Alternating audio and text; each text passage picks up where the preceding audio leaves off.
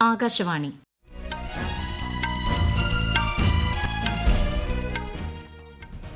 നമസ്കാരം. വാർത്തകൾ വായിക്കുന്നത് ബിന്ദു വിനോദ്.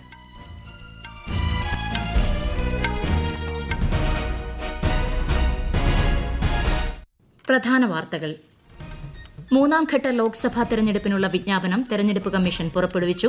നാമനിർദ്ദേശ പത്രികകൾ ഈ മാസം 19 വരെ സമർപ്പിക്കാം. ലോക്സഭാ തെരഞ്ഞെടുപ്പിനുള്ള പ്രചാരണം രാജ്യത്ത് ശക്തമായി തുടരുന്നു. പ്രധാനമന്ത്രി നരേന്ദ്രമോദി ജമ്മുകശ്മീരിലെ ഉധംപൂരിൽ പ്രചാരണ യോഗത്തെ അഭിസംബോധന ചെയ്തു.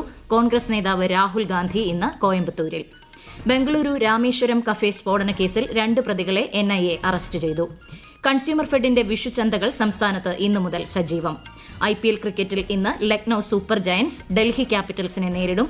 ISLൽ കേരള ബ്ലാസ്റ്റേഴ്സ് ഹൈദരാബാദ് FC പോരാട്ടം. സ്വർണ്ണവിലയിൽ റെക്കോർഡ് വർധന. പവന് 800 രൂപ വർദ്ധിച്ച് 53,760 രൂപയായി. വാർത്തകൾ വിശദമായി. മൂന്നാം ഘട്ട ലോക്സഭാ തെരഞ്ഞെടുപ്പിനുള്ള വിജ്ഞാപനം തെരഞ്ഞെടുപ്പ് കമ്മീഷൻ പുറപ്പെടുവിച്ചു. 10 സംസ്ഥാനങ്ങളിലെയും 2 കേന്ദ്രഭരണ പ്രദേശങ്ങളിലെയും 94 സീറ്റുകളിലാണ് മൂന്നാം ഘട്ടത്തിൽ തെരഞ്ഞെടുപ്പ് നടക്കുന്നത്. വിശദാംശങ്ങളിലേക്ക്. മൂന്നാം ഘട്ട തെരഞ്ഞെടുപ്പ് നടക്കുന്ന ലോക്സഭാ മണ്ഡലങ്ങളിലേക്കുള്ള നാമനിർദ്ദേശ പത്രികകൾ സ്വീകരിച്ചു തുടങ്ങി. ഗുജറാത്തിലെ 26ഉം കർണാടകയിലെ 14ഉം മഹാരാഷ്ട്രയിലെ 11ഉം UPയിലെ 10 സീറ്റുകളിൽ മൂന്നാം ഘട്ടത്തിലാണ് വോട്ടെടുപ്പ്. മധ്യപ്രദേശിലെ 8, ഛത്തീസ്ഗഡിലെ 7, ബീഹാറിലെ 5, അസമിലെയും പശ്ചിമബംഗാളിലെയും 4 വീതം സീറ്റുകൾ എന്നിവിടങ്ങളിലും ഈ ഘട്ടത്തിലാണ് തെരഞ്ഞെടുപ്പ് നടക്കുന്നത്.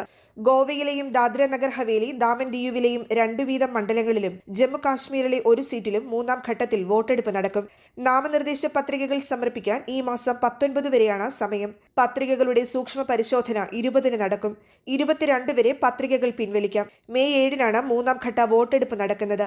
സ്ഥാനാർത്ഥിയുടെ മരണത്തെ തുടർന്ന് തെരഞ്ഞെടുപ്പ് മാറ്റിവെച്ച മധ്യപ്രദേശിലെ ബേതുൽ മണ്ഡലത്തിലെ പുതുക്കിയ വിജ്ഞാപനവും തെരഞ്ഞെടുപ്പ് കമ്മീഷൻ പുറപ്പെടുവിച്ചു. News desk Akashvani. രാജ്യത്ത് തെരഞ്ഞെടുപ്പ് പ്രചാരണം ഊർജിതമാക്കി രാഷ്ട്രീയ പാർട്ടികൾ. മുതിർന്ന BJP നേതാവും പ്രധാനമന്ത്രിയുമായ നരേന്ദ്രമോദി ജമ്മുകശ്മീരിലെ ഉധംപൂരിൽ തെരഞ്ഞെടുപ്പ് പ്രചാരണ റാലിയെ അഭിസംബോധന ചെയ്തു. അടുത്ത 5 വർഷം കൊണ്ട് ജമ്മുകശ്മീരിനെ വികസനത്തിന്റെ പുതിയ ഉയരങ്ങളിലേക്ക് എത്തിക്കുമെന്നും അദ്ദേഹം പറഞ്ഞു. രാജസ്ഥാനിലെ ബാർമറിലും ശ്രീ മോദി ഇന്ന് പ്രചാരണ യോഗത്തെ അഭിസംബോധന ചെയ്യും. ദൌസയിൽ റോഡ് ഷോയിലും അദ്ദേഹം പങ്കെടുക്കും. കോൺഗ്രസിനായി പാർട്ടി സംസ്ഥാന അധ്യക്ഷൻ ഗോവിന്ദ് ദോത്തസാര, മുൻ മുഖ്യമന്ത്രി അശോക് ഗെഹ്ലോട്ട്, മുൻ ഉപമുഖ്യമന്ത്രി സച്ചിൻ പൈലറ്റ് എന്നിവരും രാജസ്ഥാനിൽ ഇന്ന് പ്രചാരണം നടത്തും. കോൺഗ്രസ് നേതാവ് രാഹുൽ ഗാന്ധി ഇന്നലെ രാജസ്ഥാനിൽ പ്രചാരണ യോഗത്തെ അഭിസംബോധന ചെയ്തിരുന്നു. തൊഴിലില്ലായ്മയും പണപ്പെരുപ്പവും രാജ്യം നേരിടുന്ന 2 പ്രധാന പ്രശ്നങ്ങളാണെന്ന് അദ്ദേഹം അനൂപ്ഗഡിൽ നടന്ന പൊതുയോഗത്തിൽ പറഞ്ഞു. INDIA സ്ഥാനാർത്ഥികളുടെ പ്രചാരണത്തിനായി മുതിർന്ന കോൺഗ്രസ് നേതാവ് രാഹുൽ ഗാന്ധി ഇന്ന് കോയമ്പത്തൂരിലെത്തും. DMK നേതാവും തമിഴ്നാട് മുഖ്യമന്ത്രിയുമായ MK സ്റ്റാലിനൊപ്പമായിരിക്കും അദ്ദേഹം വേദി പങ്കിടുക. കേരളത്തിൽ ലോക്സഭാ തെരഞ്ഞെടുപ്പിനുള്ള പ്രചാരണം പുരോഗമിക്കുന്നു. പ്രധാനമന്ത്രി നരേന്ദ്രമോദി NDA പ്രചാരണത്തിനായി തിങ്കളാഴ്ച തിരുവനന്തപുരത്തെത്തും. കാട്ടാക്കട ക്രിസ്ത്യൻ കോളേജ് ഗ്രൌണ്ടിൽ നടക്കുന്ന പൊതുസമ്മേളനത്തിൽ പ്രധാനമന്ത്രിക്കൊപ്പം തിരുവനന്തപുരം, ആറ്റിങ്ങൽ മണ്ഡലങ്ങളിലെ NDA സ്ഥാനാർത്ഥികളും പങ്കെടുക്കും. വയനാട് ലോക്സഭാ മണ്ഡലം UDF സ്ഥാനാർത്ഥി രാഹുൽ ഗാന്ധി തിങ്കൾ, ചൊവ്വ ദിവസങ്ങളിൽ മണ്ഡലത്തിൽ തെരഞ്ഞെടുപ്പ് പ്രചാരണം നടത്തും. മുഖ്യമന്ത്രി പിണറായി വിജയൻ ഇന്ന് ചാലക്കുടി മണ്ഡലത്തിൽ LDF പ്രചാരണ യോഗങ്ങളിൽ പങ്കെടുക്കും. പെരുമ്പാവൂർ, ആലുവ, കയ്പമംഗലം എന്നിവിടങ്ങളിൽ നടക്കുന്ന പ്രചാരണ പരിപാടികളിലാണ് അദ്ദേഹം പങ്കെടുക്കുന്നത്. അഴിമതിക്കാർക്കെതിരെ കർശന നടപടിയെടുക്കാൻ NDA സർക്കാർ പ്രതിജ്ഞാബദ്ധമാണെന്ന് പ്രധാനമന്ത്രിയും മുതിർന്ന BJP നേതാവുമായ നരേന്ദ്രമോദി.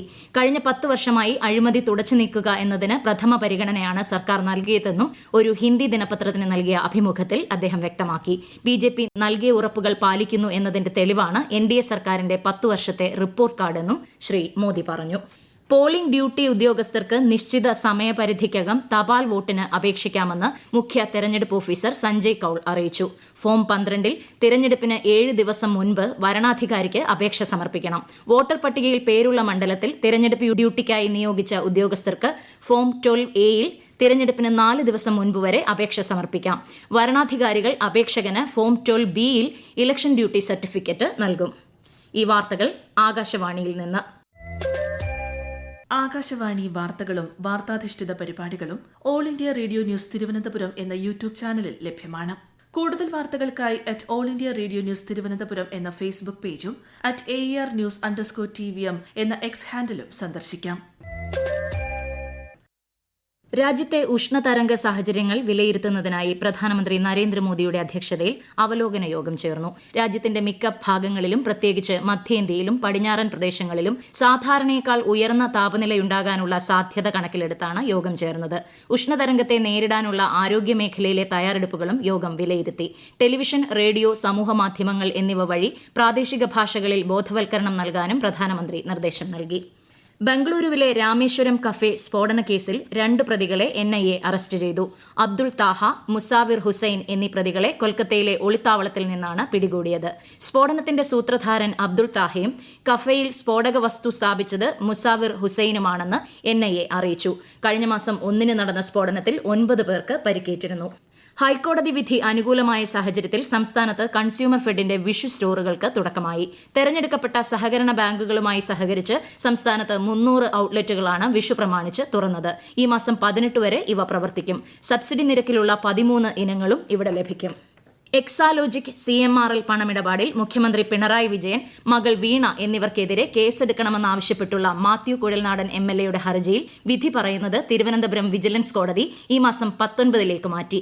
കരിമണൽ ഖനനത്തിനായി CMRL കമ്പനിക്ക് അനുമതി നൽകിയതിന് പ്രതിഫലമായി മുഖ്യമന്ത്രിയുടെ മകൾക്ക് CMRL പണം നൽകിയെന്നാണ് ഹർജിയിലെ ആരോപണം. 7 പേർക്കെതിരെയാണ് ഹർജി ഫയൽ ചെയ്തിരിക്കുന്നത്. കേസ് കോടതി നേരിട്ട് അന്വേഷിക്കണമെന്നാണ് മാത്യു കുഴൽനാടന്റെ ആവശ്യം. തൃശൂർ പൂരത്തിന് നാളെ കൊടിയേറും. തിരുവമ്പാടി, പാറമേക്കാവ് ക്ഷേത്രങ്ങളിലും മറ്റ് 8 ക്ഷേത്രങ്ങളിലും കൊടിയേറ്റം ആഘോഷമായാണ് നടത്തുക.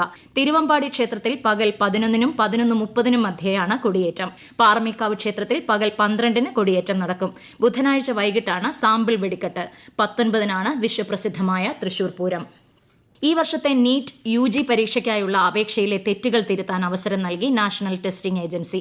അപേക്ഷകർക്ക് ഇന്ന് രാത്രി 11:50 വരെ exams.nta.ac.in/neet എന്ന വെബ്സൈറ്റ് വഴി ഓൺലൈനായി ഭേദഗതികൾ വരുത്താൻ അവസരമുണ്ട്.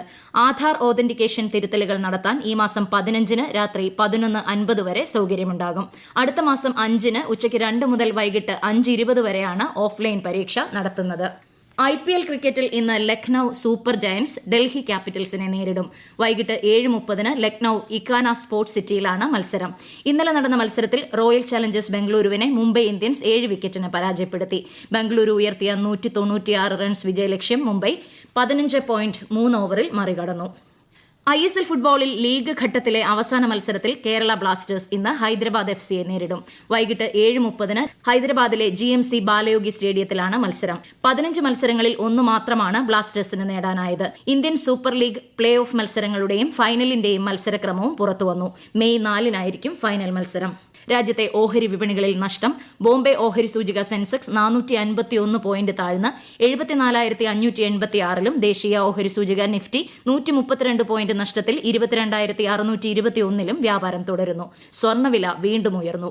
പവന് 800 രൂപ വർദ്ധിച്ച് 53,760 രൂപയും ഗ്രാമിന് 100 രൂപ ഉയർന്ന് 6,720 രൂപയുമാണ് ഇന്നത്തെ വില.